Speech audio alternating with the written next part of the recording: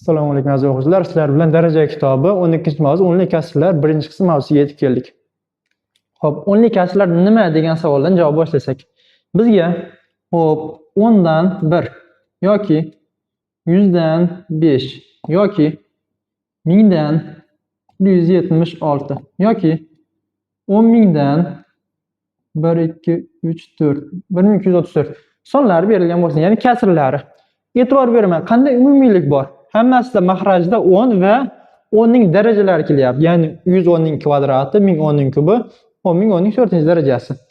Demak, xuddi shu kasrlarga o'nli kasrlar deyiladi. Ya'ni mahraji 10 va 10 ning darajalaridan iborat bo'lgan kasrlarga o'nli kasrlar deyiladi ekan. Xo'p, endi o'nli kasr, oddiy kasrni o'nli kasrga aylantirish qanday aylantiriladi? 10 dan 1 berilgan bo'lsa menga, xo'p 10 dan 1 teng bo'ladi. Qanday yoziladi?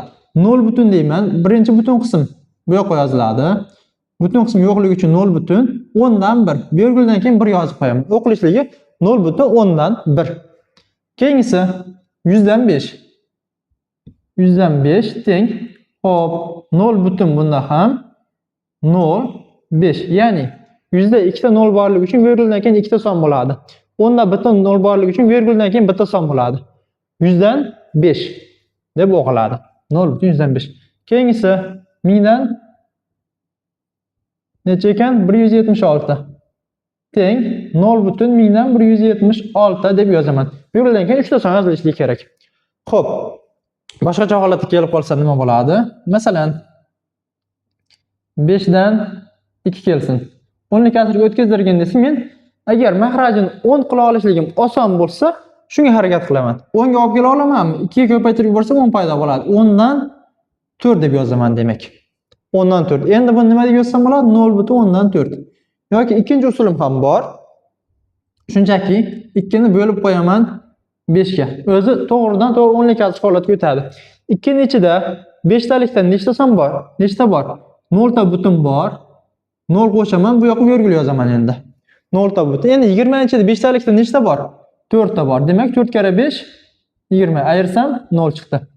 O'zimga qaysi biri qulay bo'lsa, agar mahrajini 10 ga yo 100 ga 1000 ga olib kelish oson bo'lsa, bu usuldan foydalanaman. Agar mabodo qiyinroq bo'lib ketib qolsa, bo'lib qo'yaman shunchaki. Xo'p, 8 taqsim, hop, bizga misol kelsin necha? 16 yoki 8 taqsim, hop, 40 kelsin mana. 40. Bunda ham 8 ni 40 ga bo'lib qo'ysam javob chiqadi. Teng 8 ni bo'laman 40 ga. E'tibor beraman, 0 butun 0 qo'shaman. 80 ning ichida endi nechta bor? 2 ta bor. Hop, 2 kara 40 80 bo'ladi. Ayirsam 0. Demak, 0 butun 10 dan 2 ga teng ekan. 40 dan 8 ning qiymati. Xuddi shu tartibda oddiy kasrlar o'nli kasrga o'tkazdiriladi. Endi teskarisi o'nli kasr oddiy kasrga aylantirish. Agar butun qism bo'lsa mabodo, bu yoqda ham ko'rib ketaylik. 2 butun 5 dan 3 kelsa teng o'nli kasrga o'tkazirsam 2 butun 10 dan 6 bo'ladi dastlab. Keyin buni o'nli kasrga o'tkazirsam 2 butun 10 dan 6. Butun qism virguldan avval yoziladi, xolos. Hech qanday qiyin joyi yo'q. O'nli kasrni oddiy kasrga aylantirish qanday bo'ladi? 1 butun 2 3 berilgan bo'lsa teng 1/123. Butun qism yoziladi dastlab, butun qismning o'rniga, keyin mahrajga. Virguldan keyin nechta son bor? 2 ta son bor. Demak, 100 bo'ladi. Nollar soni virguldan keyingi sonlar bilan teng. 100 dan 23. Keyingisi 6 butun, hop, 0.52 kelsin. 6 butun 1052 teng bo'ladi. 6 butun mahrajga 1000 yozaman. 1000 dan suratga 52 yozib qo'yaman. Xuddi shu ko'rinishda o'nli kasrlarim oddiy kasrga aylantiriladi. Xo'p. Keyingisi o'nli kasrlarni qo'shish. Xo'p, bizga 2.371 qo'shgin deydi. 1.623 0. Xo'p, 5 qo'yaylik. 2 butun necha bo'ldi bu? 1000 dan 371 qo'shyapman. 1.10 dan 6235. Qanday qo'shiladi? Xo'p, men o'nli kasrimning orqasiga 0 yozsam qiymat o'zgarmaydi. Ya'ni bu joyga yozaman endi. 2 butun, hop, 271 teng 2,371 deb yozsam bo'ladi. Orqasiga 10 ni yozdik. Chunki bu nima degani? 2,1000dan 371 degani. Orqasiga bitta 0 yozib qo'ysam, ya'ni suratni ham mahrajni ham 10 ga ko'paytirib yuborgan bo'laman. 10,000dan 3710 bo'lib qoladi. Bu tepadagi kasrga teng bo'ladi, o'rinli kasr holatda.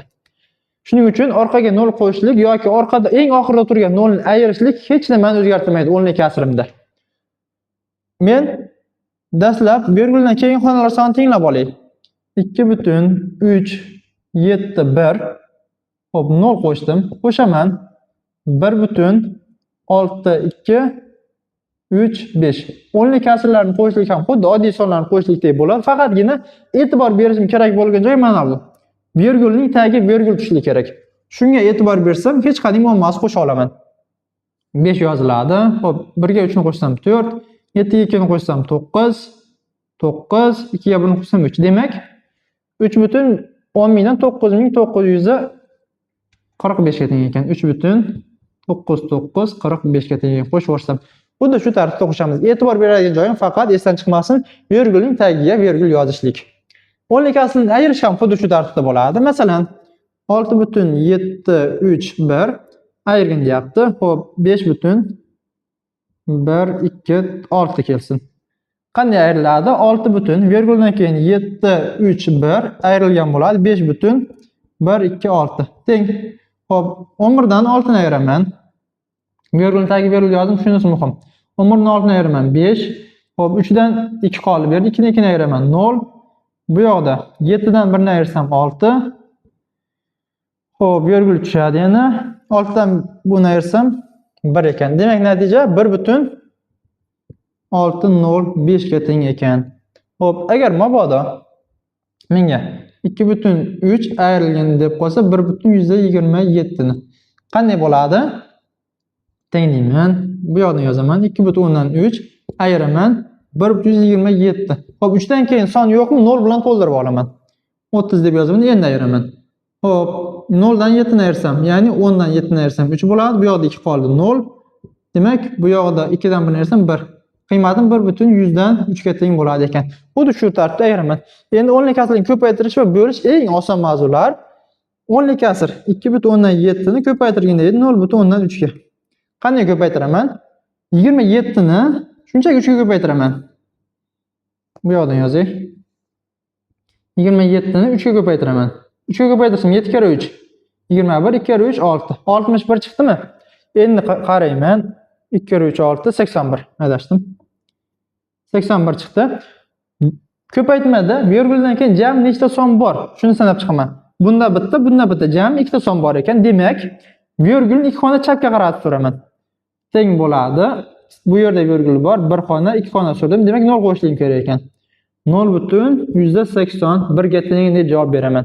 Yoki 1,23 ko'paytirilgan 0,05 bo'lsin. Ko'paytiramiz. 123 ni 5 ga. Virgulga e'tibor bermasdan ko'paytiraman. 123 ni 5 ga ko'paytirsam 5 kere 3 15, 2 kere 5 10, 1 dilda. Xo'p, 1 kere 5 5, 6 bo'lib qoldi. Demak, 600 hop 15 chiqdimi? 615 ekan. Endi bunda nechta son bor? Virguldan keyin ikkita, bunda ikkita, jami 4 son bo'ldi. Demak, virgul 4 xona chapga surilishi kerak. 1 xona, 2 xona, 3 xona 0 qo'shdim. Demak, 4 xona. Yana bitta 0 qo'shib yuboraman. Necha bo'ldi?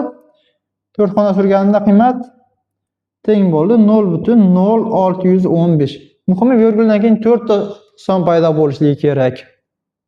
Xuddi shu tartibda ko'paytiraman. Endi bo'lishlik bizga 4,2 bo'lingan 0,7 misol kelsin. Qanday bo'laman? Men buni kasr ko'rinishiga o'tkazib olay. Teng 4,2 bo'lingan 0,7 deb. Endi surat va mahrajni bir xil songa ko'paytirsam bo'ladimi? Bo'ladi. 10 taqsim 10 ga ko'paytirib yuboraman. Teng 42 taqsim 7 paydo bo'lib qoladi. Endi 42 ni 7 ga bo'lsam 6 ekan natija.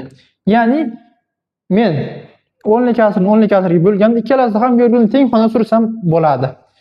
Misol uchun, hop 1,121 bo'lingan 0,0 11 bo'lsin. 1011. Qanday bo'laman? Xo'p, qarayman. Qaysi birda virguldan keyin son ko'proq? Bunisida. 0.1011 3 xona. Virgul 3 xona surib yuboraman 10 ga qaratib. Teng bo'ladi 1 2 1 0 3 xona surdim 10 ga. Bunisi 3 xona sursam bo'lingan 11 paydo bo'ldi. Teng 1210 ni 11 ga bo'lib qo'ygan. Bo'lish juda ham oson. 120 ni 11 ga bo'lsa 11, keyin 0 qo'shilib qoladi orqasida. 110 chiqadi ekan natija. Xuddi shu tartibda virgul surib bo'laman. Keyin yana bitta qiziq narsa. Hop, o'nli kasrlarni yoki sonlarni 10, 100, 1000 ga ko'paytirishlik uchun, hop, 2.7 ni 10 ga ko'paytirgin desa, teng virgulni 10 ga qaratib so'raman. 10 ga ko'paytirsam 27 chiqadi. Yoki 100 ga ko'paytirsam 3.126 ni ko'paytirgin dedi 100 ga. 100 ga ko'paytirsam 10 ga qarab virgul so'raman 2 xona. 3 1 2,6. Nechta 0 bo'lsa, xuddi shuncha suriladi ko'paytirganimda. Endi bo'lishlik. Xo'p. 2.7 ni 10 ga bo'lgin desa, virgul chapga qarab suriladi endi. Xo'p, teng bo'ladi 0.27, ya'ni 0.127 virgul chapga qarab ketdi. 3 1 2 6 ni xo'p bo'lgin desa 100 ga agar virgulni bunda ham chapga qarab suraman. Ya'ni teng bo'ladi. Xo'p, 0.03 xona sursam bu yoqqa kelib qoladi. 3 1 2 6. Tushunarli? 10 ga va 100 ga ko'paytirish va bo'lish. Endi 0.10 dan 1 ga ko'paytirsak, ya'ni 2.7 ni ko'paytirganda 0.10 dan 1 ga teng. 0.10 dan 1 ga ko'paytirishda virgul chapga qarab suriladi. Chunki 0.10 dan 1 degani xo'p, 10 dan 1 degani. Buning mazmuni 10 ga bo'lgan degan bilan bir xil, bu bilan bir xil bo'lib qoladi. Demak, 2.10 dan 7 ni 0.10 dan 1 ga ko'paytirsam 0.127 qiymat chiqadi ekan. Virgul bunda chapga qarab surildi. Xo'p, keyingisi 3 1 2 6 ni agar men ko'paytirgan bo'lsam 0.0 dan 1 ga, bu degan 100 ga bo'lishlik bilan bir xil. Demak, virgul yana chapga qarab suriladi. 0.03 1 2 6 qiymatini olaman. Xo'p, keyingisi bo'lishlik bo'lsa agar 2.7 ni bo'lgin desa 0.10 dan 1 ga. Nima degani buning mazmuni? 0.10 dan 1 ga bo'lishlik. Teng. Xo'p, 0.10 dan 1 deganim 10 dan 1 degani bo'lish kelyapti oldida. Bo'lishlik uchun teskarisiga almashtirib ko'paytirish qo'ramanmi? Demak, bu nimaga teng qolib ko'paytirilgan 10 ga, teskarisi 10. Demak, 0.10 dan 1 ga bo'lishning mazmuni 10 ga ko'paytirish bilan bir xil ekan. Tepadagi bilan. Demak, natija virgul 10 ga qarab turiladi ekan. Bo'lganimda 27 chiqadi. Keyingisi, hop, 3 1 2 6 ni bo'lgin desa agar 0.100 dan 1 ga, bu 100 ga ko'paytirishligi bilan bir xil bo'ladi agar o'rni almashtirib yuborsam, bo'lishni o'zgartirib.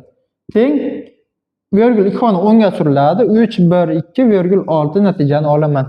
10 ga 100 ga va hokazo 10 darajalar ko'paytirish bo'lishlikni o'rgandik. Shu bilan misollarni bemalol ishlasak bo'ladi.